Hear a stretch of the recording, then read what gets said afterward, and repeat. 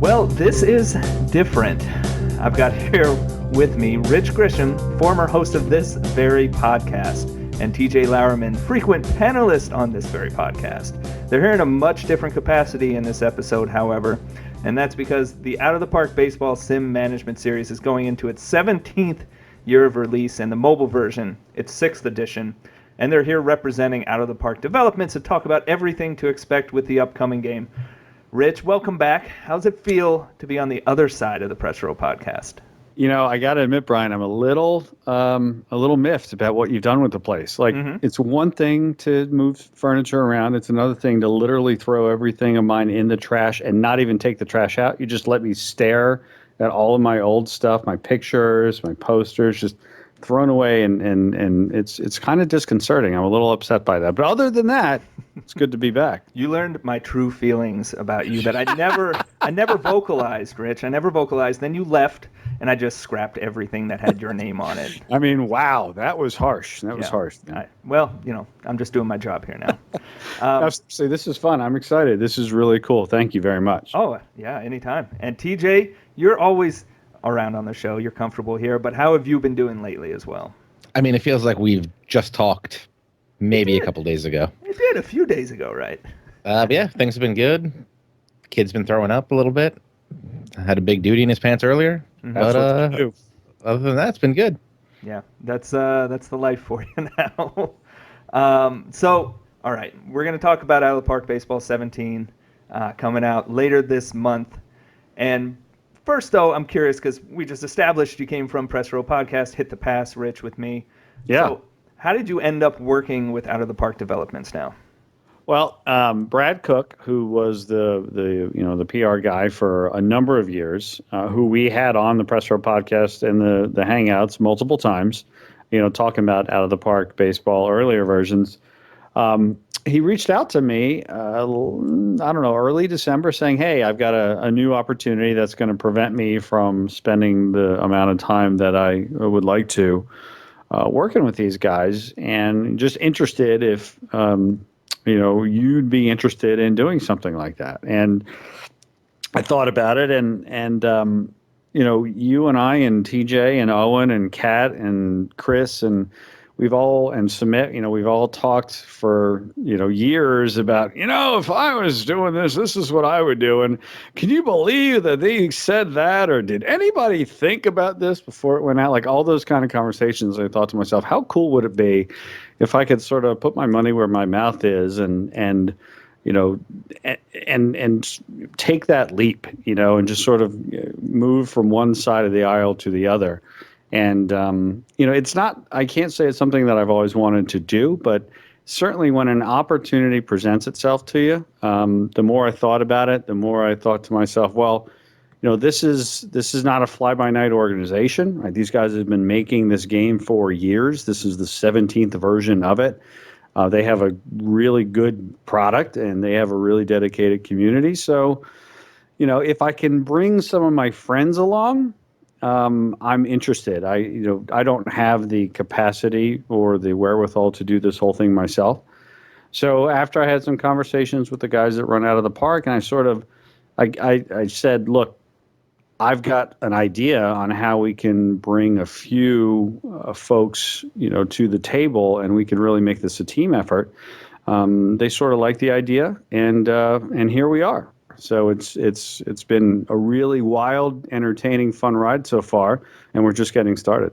And it's kind of a challenging game, right, Rich, to promote, because you don't have the, as far as like console games that are very active playing, you have the graphics that you can run videos of all the time. It's a more challenging game probably to explain to consumers and then to market to them, right?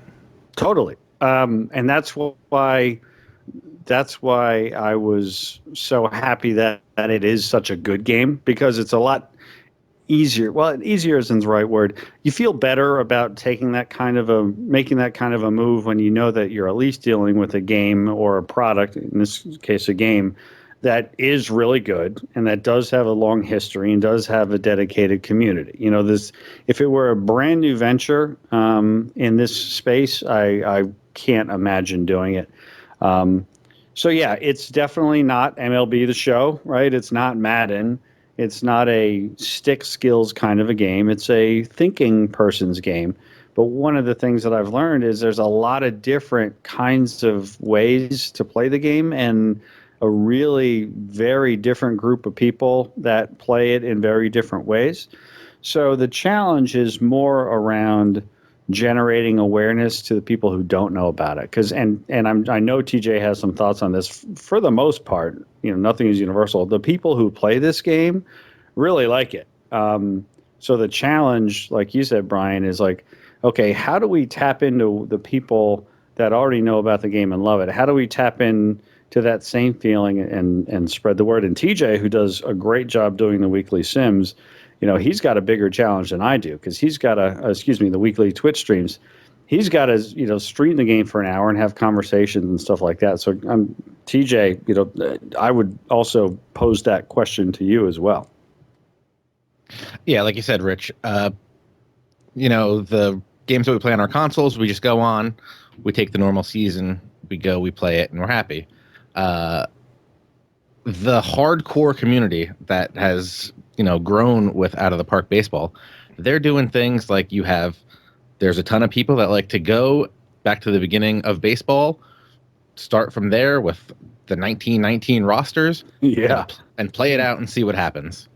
Then there's people that like to go and just make all fake teams, and see what happens. And guys, when you say fake teams, like teams from like literally other planets, they build these entire lores around the stuff. It's amazing. Yeah, and then there's others that are like, all right, it's 2016. I'm going to hit start. I'm going to sim 100 years into the future, and then I'm going to start playing. So there's just like a vast group of people trying out all sorts of crazy things, trying to break the game, building stadiums with 700-foot walls. Oh, that was so great. Oh, my gosh. Yeah, just the possibilities are endless, and people are literally going out there and trying to find all the possibilities. And that's the other interesting challenge, right? And is that, okay, not only is it a game that, you can't in 20 seconds do an elevator pitch to somebody and get them excited, or you can, but it's a challenge to, sure. Like what TJ said, the other thing is people do things with this game that there's so many different options and ways to play it, and even ways to play it and then layers below that. Just as an example, right? Like, let's say I pick a team and I go back to 1950 and take the Brooklyn Dodgers. You can move forward through time, and you can have the game basically when different things happen in real life, they'll happen in the game. So expansion will happen, and the real new young players will pop into the game in the right year. Or you can just have the game not do any of that stuff, and it can become this completely fictionalized world where you can keep all of the, just the American League and the National League the same. And just, again, there's so many little nuances to it. It becomes a challenge, but it's fun to figure all this stuff out. That's the really interesting thing is, and nerve-wracking, right? Like how do we tell people that have no idea about this game, how do you distill all of the cool things into something that makes sense and doesn't just overwhelm people with so much information? Okay, yeah. so The real elevator pitch is: do you want to be a baseball general manager at any point in history, on this world or another? That's great. It's a great slogan for next year. It is, yeah. So how about set it up for me, Rich, as far as just the basics of the game. For somebody who's maybe not familiar with Out of the Park Baseball, what is you mentioned a few of the different ways people are playing and tinkering with the game and everything, but what's the general goal, just the basic goal of the game, and then maybe expand on then some of the different ways people tend to play it, and what are some of the primary features that people use? Sure. Well, the basic goal is to really just inhabit the role of a general manager and or the manager of a baseball team, whether that is a real major league team with the real major league players in the year 2016. And when I say inhabit the role, I mean you build, you have your team, you can do the things that you can do in a lot of games, right? You can make trades, you can sign free agents, you can scout, you can set your lineups versus lefties and righties, and then you can get to individual games and manage the games themselves as far as how you want to strategize it. You can play every single game of an entire year and just try to sort of focus on that. Or, and there's a lot of ors, where you can sort of take that and then you can blow it out over the course of many years and really sort of focus, instead of not necessarily just on a single game trying to win the World Series one year, into really sort of, okay, how do I, if I truly were a general manager, what would the effect of the way that I want to run a team really look like over the course of a 5 years or 10 years or 15 years? And you can really get very distinct with the kinds of strategies that you want to use for, again, scouting and drafting, how long you want to keep a pitcher, let him develop, analyze the different strengths and weaknesses of players. You've got the fog of war, that you have in the real world, where you don't know necessarily what this player is going to do, and dealing with injuries and all those things. So it's really inhabiting the world of a general manager. And the twist to that is that could be somebody today with a real Major League Baseball team, with real Major League Baseball players, or any time throughout the history of the game, starting in the late 1800s. So that's the core thing that you're getting into. And if you like baseball, and if you like statistics, and if you like strategy, that's the three pillars of the game, in my opinion. And TJ, I'm sure you have some more that you can add to that. Yeah, definitely agree. Like, one of the things I'm doing this year is, I've noticed the last couple of years, the Braves in real life have just been trading away everybody. They're getting ready for their new stadium. I think it's either next year or the year after. You seem pleased by that, by the way. Love Twitter. it so much. Let's just trade everybody that's ever had a name, which is funny because I like to rag on the Phillies and the Mets, but specifically the Phillies, who do the exact opposite, where they find the big name guy, pay him for way too much when he's not even good anymore. The Braves are just trading everybody away before they get into that prime of their career. So I've got a blackboard out right now. I'm kind of determining who's going to be my team in like 2018, when I think I'm going to be able to make a push for the World Series. I'm checking out potential numbers, doing the 20 to 80 scouting ratings. I'm kind of losing my mind because I need a third baseman. I don't know what to do. But yeah, I could do that with the 2016 Braves going forward. I could go back to any other year. I could do that with are they the Nexen Eagles in Japan? I feel like I'm mixing Korea and Japan. Yeah, and again, it's like every time I say something, I'm like, oh yeah, I want to remember that. Like, it's not just the major leagues; it's also a bunch of international leagues, because this is a global game, right? And we sometimes lose that perspective, particularly when you're talking about what we typically talk about, which are console game, Madden, and FIFA's obviously global, but Madden and NHL and MLB The Show, right? Mm. There are international leagues. You got Japanese leagues and Caribbean leagues and all sorts of other ones. And when I say the leagues, like, not just names of leagues, like, there are people who work for the game who spend a tremendous amount of time getting that information right. There's an article coming out on Polygon this week from our friend Owen Good, who spent several hours overall talking with a couple of guys who have been working on one particular new feature this year, which is getting authentic minor league rosters over the course of decades and decades right. And you guys, obviously, Brian, Owen, he's got a bunch of interest in minor league baseball. Historical minor league baseball is one of them. He knows a few players. He wrote an article in Sports Illustrated about like the last 30-game winner, and he's pounding TJ with, well, is this guy in the game? Is this guy in the game? And what team is he on and stuff? And that led to the article that he's going to be writing coming out the Sunday after this show goes on about that too. So again, just the more you get into it, the more expansive it becomes.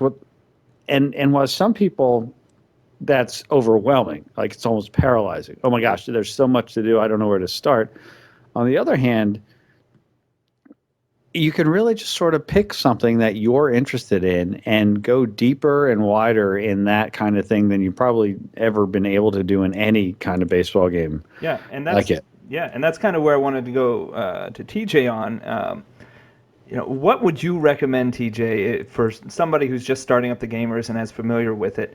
how would you suggest that they play the game? Because you guys have listed off a million different ways to play the game, from kind of like the standard management to just getting a little more way deeper and a little more bizarre. But like as far as something that's a little more simplified, because I know you can automate a lot of stuff too. But what would you suggest? Like first time into the game, you get in there. Should you just take over management of one MLB team and take it from there, or what do you think is the best way to kind of get a feel for the game when you get into it? Yeah, we have some like quick start options. So you can do actually a season of like all of the all-time best players from a certain team and have a league that goes through that. Again, you can just do the standard 2016 season, or what I would recommend for everybody, because most people our age remember it. We have it where you can just go in and start 1994 and play out that season and see what would have happened. Yes. That's a great somehow option. Frank Thomas is always winning the Triple Crown, hits about 66 home runs. He's a monster.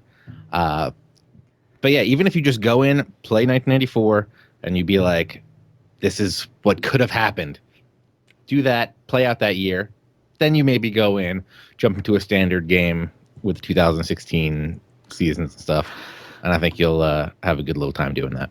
You know, another interesting thing, and it depends upon the type of fan that you are too, but the first time that because I had dabbled in Out of the Park, but I never really spent a lot of time in it until I took this job.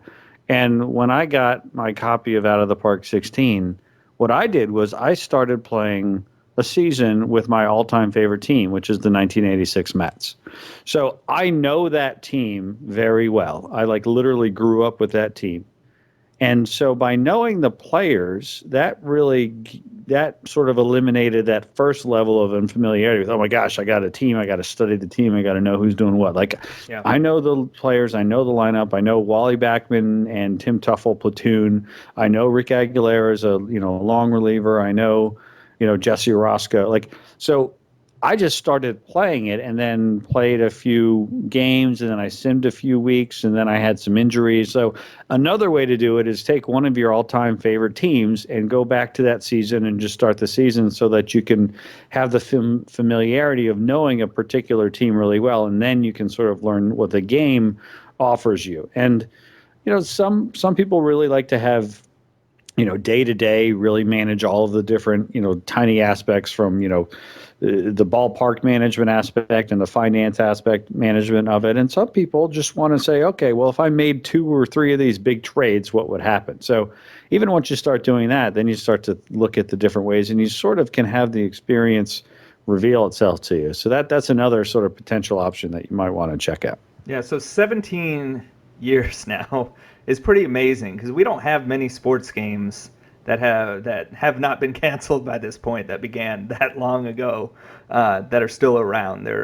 So many have been canceled now, and Out of the Park has been, it's been there on PC, and it's chugged away, and it's kind of had its niche, and but first of all, what is it that has allowed it to kind of sustain over the years, do you think? Is it that you mentioned the fan base is really dedicated to the game and really supportive of the game? Do you put it on them? Do you think it's really about that fan base of the game, or is there more to it, do you think, than that? Yeah, the fan base, I think, is like the number one pillar for this game. So I'll hop on the forums and I'll be like, oh, here's a question, let me go answer that. There's already 7 people in the last 10 minutes that have already answered this question. I'm literally blown away every time a question pops up on the forums or on a Reddit post or something. These people know this game inside and out. Can I make a guess too, TJ? I bet you it's mostly positivity, right? Unlike most other video games. Yeah, except for Reddit. Yeah, everybody's super positive. Yeah. Yeah, well, Reddit, you find negativity on anything there. So let's go ahead and get into some of the new stuff for Out of the Park 17. We've run through kind of the basics of the game, but there's a lot of new stuff that's coming to the series this year, and some pretty major stuff. And the first was last year with Out of the Park 16. The MLB.com license was added, which meant teams, real teams, their logos, real stadiums. So that was a big step forward for the series. And now this year, it's got the MLBPA license. Now, the series has always had the names of players, but MLBPA license brings you more than that. Rich, can you explain what this actually means for Out of the Park? Well, I mean, the number one thing is authenticity, right? It's you're able to see the likeness of the player, not just a shadow, a silhouette, and you don't have to go to the very vibrant, I might add, mod community, right? It's just in the game, the real players, their face gen images, and it's interesting because we could have gotten the actual photographs of the players, but because you can sim 10, 20, 30 / 100 years into the future, using face gen lets the players age, and we can also have their emotional state sort of displayed. So yeah, that's what the MLBPA license, it legitimizes the players, gives you the ability to officially use their use their likeness as well. So that's the core of it. And to some people it's no big deal, and to other people it's a huge deal, right? So that's pretty much all about. Go into the face gen a little more, Rich, because this is one of the most intriguing things I think about the game this year.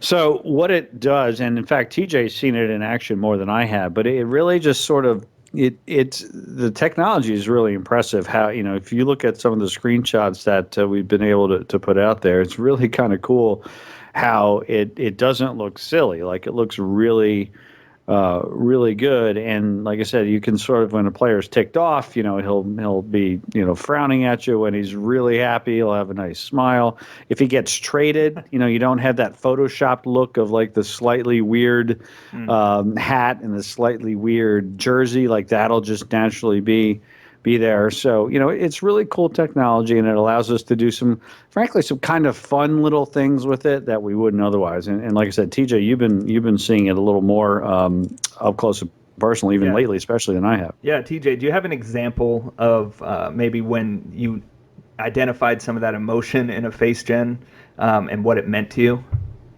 No. I did look at Pablo Sandoval and think, man, that looks like a panda and a man that looks like Pablo Sandoval. But not the emotion. I haven't dug too much into that yet.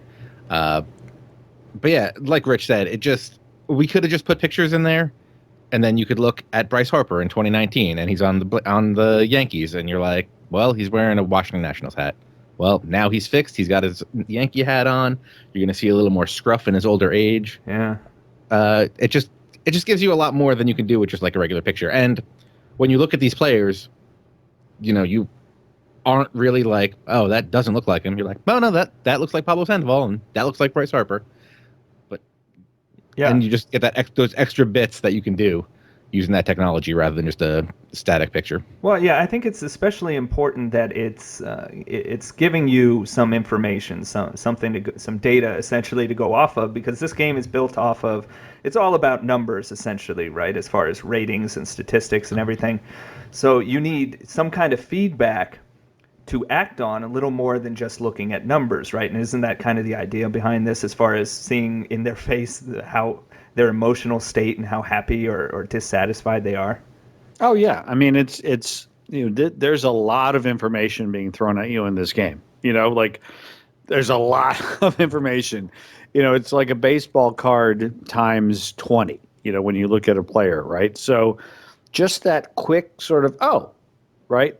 Just being able to see that quick look just gives you, to me, a really cool, interesting way to just gauge what you've got. You still might dig into what his OPS is and what his total potential might be, and what he's hitting in this situation, and what his attributes are in that. But when you pull up his card, you just see his face. You're like, oh, that's cool. Just it's that little bit. But Brian, when it comes to the user interface of any system, every little bit that you do to improve it adds up to a much better experience. And I really think this like the first time that I saw those images, right, of what it looked like with the player cards in there, I was like, wow, that's really cool. And that's been the the feedback so far and what we think is going to happen with everybody. Is they're just being like, wow, this is one of those things that I didn't really think that I was going to matter, but now seeing it, I get it. It's really cool. Yeah. So additionally, isn't there's some sort of player icon right during games now because of the MLBPA license, as far as like on the base paths and everything? Well, that doesn't have to do with the license. That is something that has been asked for forever, right? It's once they introduced the 3D stadiums a couple, 2 or 3 years ago, and went from being a very flat sort of experience to where, okay, now the stadium looks really cool, but when I'm playing the game, there's nothing really happening on the field. It takes a lot, and this is one of the things, like, people, and I look at the comments and I realize, and was the same way. Well, did they ever think about having the players move around on the field so that you could see it? And what I've learned, and TJ, you've talked with Matt Arnold, who's one of the main developers on it. It takes a tremendous amount of processing power to move, to have, motion of players moving around the field, when at the same time you've got all of the, the engine running this game is really complex and takes up a lot of computing power in and of itself. So that doesn't have anything to do with the license. That's just one of those things that the team has known forever and the community has wanted forever, to give you a little bit more of a sense of what's happening on the field, instead of just looking at the, what the announcer is saying, to see what the players, to see some sort of simple movement, around the diamond, so you have an idea what the situation is. Yeah. So the historical minor leagues, TJ, explain everything that's gone into this. What can we expect from the historical minor leagues? You guys mentioned it a little earlier, but it's kind of mind blowing. So I'd like to hear just what that means for the game. Yeah, pretty much anybody that has ever been in the minor leagues attached to a major league team is going to be in this game. I think we tout 100,000 real players. The real numbers, it's more right than that. Actually, yeah. So if you want to look for, say, some guy that used to play shortstop in the Rockies organization that decided to quit playing baseball, take up some other sport, maybe win a Super Bowl as a quarterback, he's there. Some guy played with the Toon Squad against the Monstars when he quit playing basketball and he wanted to come play baseball for a little bit. He's in there. Question for you, TJ. Is Russell Wilson on the Rangers minor leagues last year? I don't believe so, because that was just spring training. He wasn't like a real thing. That makes sense. But it was he kind of just a PR thing, but yeah. Yeah, also Garth Brooks is not in the game. What about Will Ferrell? I don't believe Will Ferrell's in the game. Oh, come on, you got to get him in. Look. But yeah, you'll find Russell Wilson back when he was on the Rockies. Oh, there you go. Yeah. You'll find Michael Jordan in his Birmingham Barons time. Though I think I'm going to tell them to update something, because they have him at, like, on a scale of 0 to 200, they have him as like a 38 teammate. It's Michael Jordan. He should be like a 200, right? Wow. The scale goes to 200, by the way? For some of those things, like teammate goodness and stuff like that. Wow. Yeah, like John Elway in there too. Yeah. Wow. It's going to be interesting to see, all these people discovered in the game, just trying to even think about it. I don't even know how to process that with so many players, and so many that never made it to the majors. So you don't know who has interest in what player from the minor leagues, from what year, from what team. That's got to just be kind of a fascinating thing for people to dig through, especially people who are really into baseball and really love the sport. Yeah, and like I mentioned earlier, Owen Good, our friend who's writing something for Polygon, interviewed the two guys who spend a tremendous amount of time researching this information and getting it in there. He brought up that the Sports Illustrated article, the last 31 game winner, and TJ, that guy is in the game, right? The one that Owen wrote about. Yeah, yep, he's in there. Steve Dalkowski, who supposedly threw 120 miles an hour before radar guns were there. Ted Williams said it was the fastest guy he'd ever faced. He's in there. Wow. And then you've also got like other opportunities to create like what if stuff, right? So for example, I just finished the book about Satchel Paige a couple months ago. Yeah. And Satchel Paige, many people regard Satchel Paige as the best pitcher ever. Like when he and Bob Feller were both pitching at the same time, and Bob Feller in the majors and Satchel Paige in the Negro leagues. Like, they would barnstorm, together and pitch against each other. And Satchel Paige quite often got the best of Bob Feller, and Feller at that time was, the best pitcher in the game. You can even create all sorts of interesting what-if scenarios around things like that too, right? So if you like history, you can take Josh Gibson and Satchel Paige and some of those amazing, Negro leaguers who were, not allowed to play Major League Baseball and place them into, the major leagues or other sort of, fantasy scenarios and play them out over the course of multiple years and 162 game seasons and stuff too. So even from that angle, there's all sorts of interesting stuff that you can do. Yeah, it's pretty amazing the way that the past and the history of the sport is celebrated in this game, and that leads me to the next kind of huge addition to this game, and that's the historical exhibition mode, where you can set up a game or a series matching up any two teams from history, not just the same year. You don't have to rig the game up to try and do something like this. You can actually just pull them out, right? Yeah, this is my personal favorite. I mean, we've talked about it on Press Row for years. Baseball, of all video games, of all sports that are in video games, baseball has the most to offer from a history perspective because its history is so rich and controversial and interesting. And not only is the historical exhibition mode a new feature in the game, which allows you to pick any team from any time and pit them against any other team from any other time in a single game or in a series. And in a series, not just, game 1, game 2, game 3, but played and managed as a series, right? Where you have fatigue and the manager in an elimination game will manage the game differently than if it's game 1 or game 2 or something like that. So that's all, that's all part of it. But also the fact that you can normalize the teams so that you basically pick an era. Let's say you take the 1927 Yankees and TJ's 1996 Braves, for example, right? Mm-hmm. Let's go with 95 when they actually won, not 96 for the Yankees. Right? 95, that's fine, right? So those two teams playing, 70 years apart or something like that. Mm.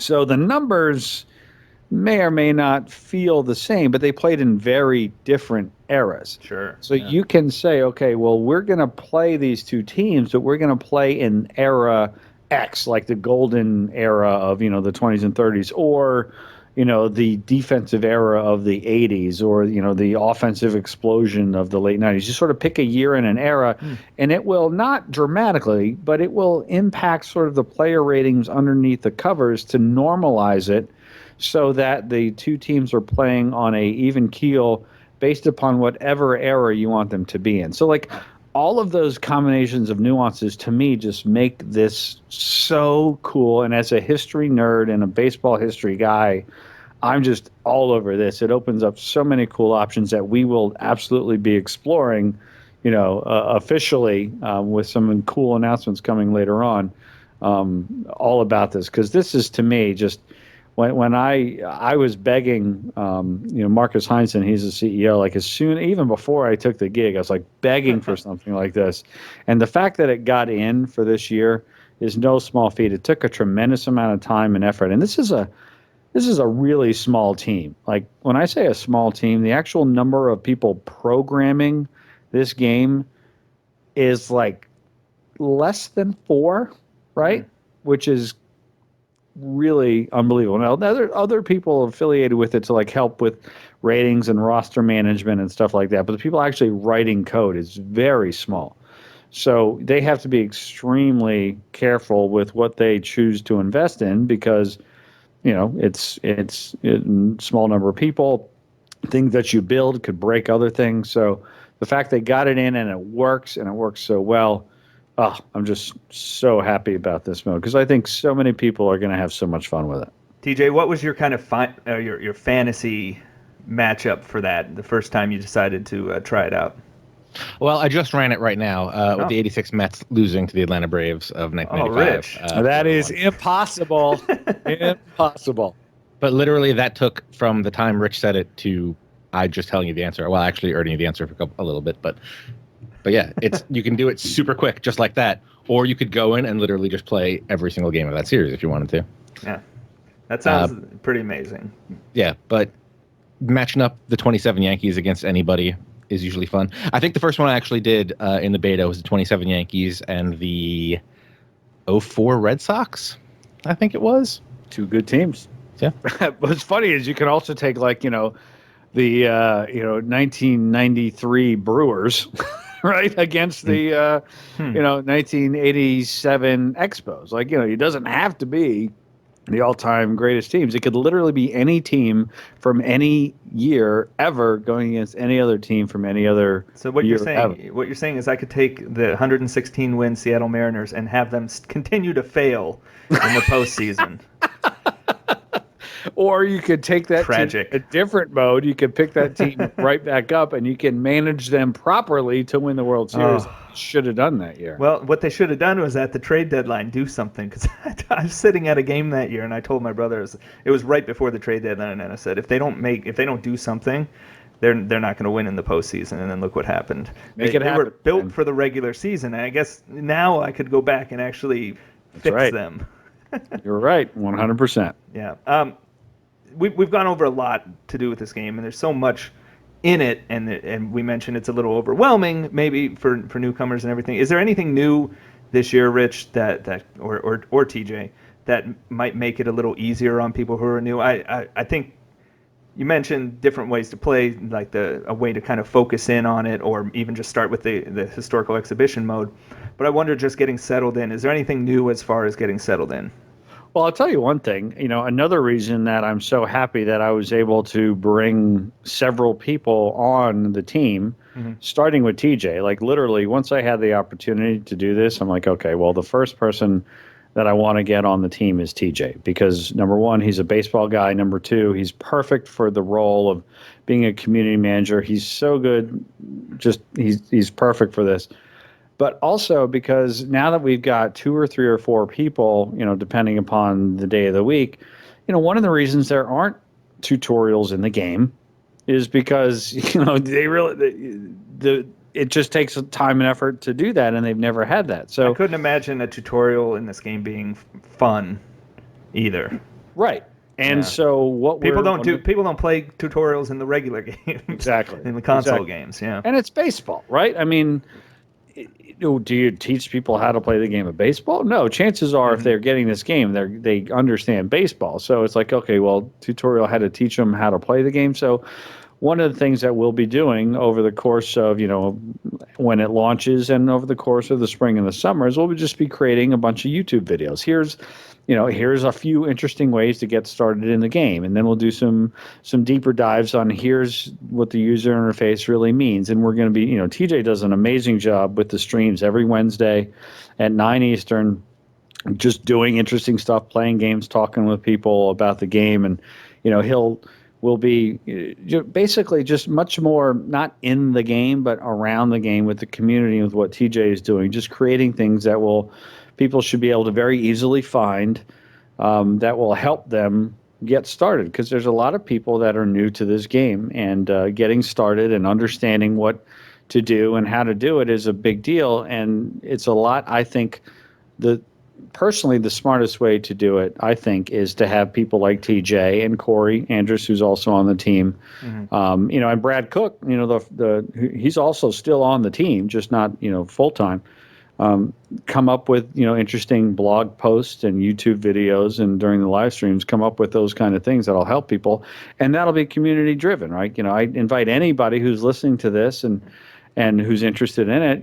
Hit TJ and me and Corey and Brad up on Twitter or, in the forums and say, hey, what do you think about this? And during the next live stream, TJ will walk through it, and there'll be YouTube videos and all kinds of stuff. I mean, to me, that's the right way to do it, because it gives you a lot more flexibility and a lot more sort of direct interaction with people who are interested in it than trying to come up with some sort of, mechanical way inside the game to do that, where you don't really know exactly who you're talking to and if they'll even find their way there. So TJ, what's a feature or two that we haven't gone through so far that you would say maybe stands out or something to look forward to especially? One of the things I really have been having a lot of fun using is they've made it a better way to define your team needs in trades. As I was saying, I'm working on putting in the pre-work for trying to win this World Series with the Braves. And again, I saw one of the needs is I'm going to need a third baseman. At some point, we need to find a third baseman. I can go in, set my team needs, say I want a third baseman that's from let's say 22 to 25, who's a power hitter, who's got he's good, but he could be a superstar, and kind of limit that down. And then the GMs will come looking to me saying, hey, I have Miguel Sano. Do you want to work something out? Hey, I have Nolan Arenado. Do you want to work something out? That could be for someone like me, who whenever I try to do a trading, if I want to do a transaction like that, and maybe I don't, especially with minor leagues, I don't know all these players. I don't know their potentials other than if I went in and looked at them individually. I would like personally to get those deals from the other GMs and then evaluate them on that basis instead of trying to put together my own deals, just because it's time consuming and I may not know how to evaluate all the pieces of a potential deal. That's why I don't trade very much in console games either. Yeah, or it's like for you, you're like, okay, I know I have this guy and I want to get rid of him. You can go and you can shop the player around, see what offers you'll get back. You can do that. That's a perfectly valid way of doing it. But in the back of your mind, hey, I need a third baseman. So why not just tell the game, hey, I need a third baseman, and have it come to you? Yeah. Just a lot easier that way. Yeah. And I just want to mention one other thing that's pretty huge. They've added multi-core processing for this year. That sounds very technical. Yeah. Computers, thinking machines, supercomputers.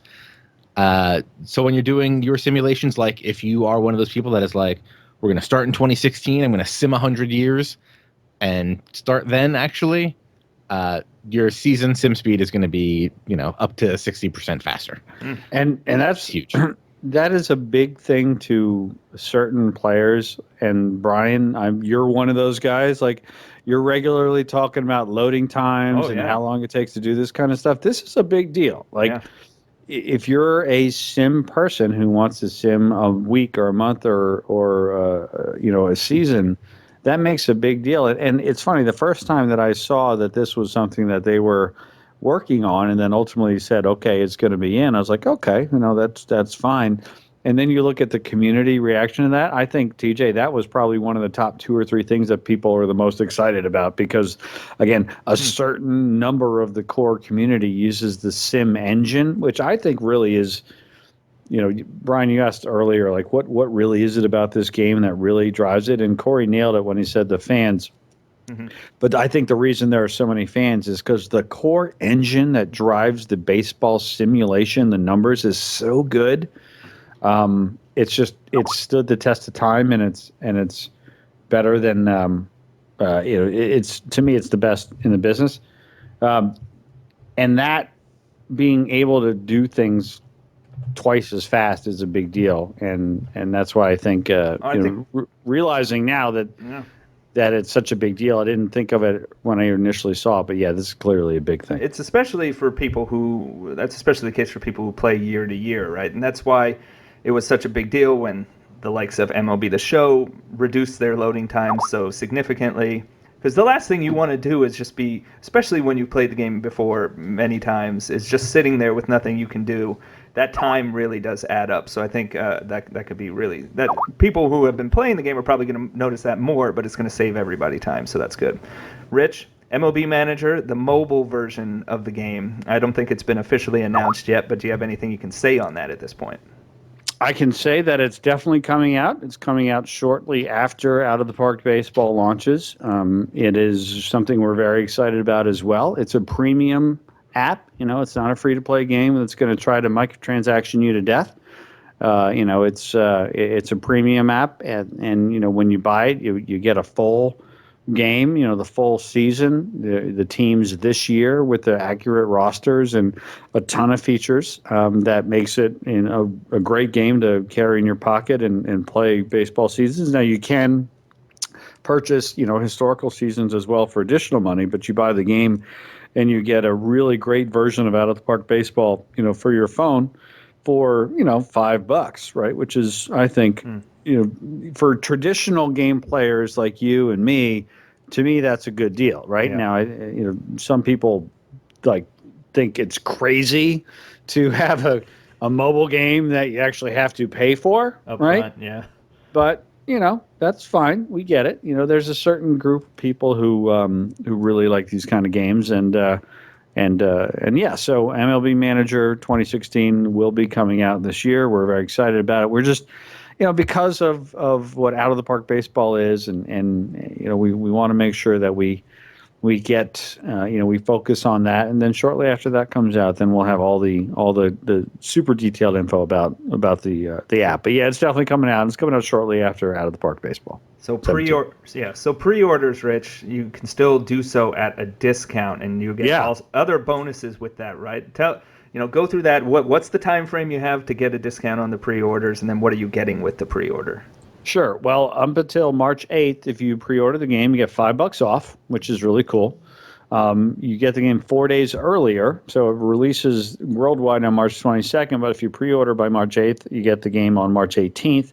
And you also get a free Steam key. So basically, you're getting 2 copies of the game, okay? So if you buy it now, you're not buying it through Steam, you're buying it through Out of the Park directly, but you'll also get a Steam key, so you can have basically 2 versions of the game. And if you want to gift that Steam key to somebody and not use it yourself, that's cool too. So, that's what you get. And also, if you use the code PRESS17, you get another 10% off of that. So you can really save yourself a nice amount of money and support this show and support indie sports game development. It's a good deal all around. Yeah, awesome. And how would you keep up with news on the game, Rich, and follow you guys on social media and continue to stay connected as far as streams and any news you put out and everything you guys are doing out there? Well, TJ runs all of that, so I'll just let him tell you all that good stuff. Yeah, go TJ. Yeah, you can follow us on Twitter at OOTP Baseball, also Facebook.com/OOTP Baseball. For all the video stuff on Twitch and YouTube, it's /OOTP Developments. And I also highly recommend going to OOTPdevelopments.com, clicking that community button, and checking out the forums. There's a lot of cool stuff going on in there. Yeah, and Rich, that's where you would pre-order it? Yes. Yeah, just go to OOTPdevelopments.com. Right at the top of the page, you'll see a big old pre-order the game. That'll bring you to a page where it gives you all the information about it. And I just want to follow up on that. I mean, TJ does an amazing job managing the community, interacting with people, doing the live streams. I'm every time I tune in, he's always got interesting people on there. He's having conversations about baseball. He's live streaming the game. He's got interesting matchups.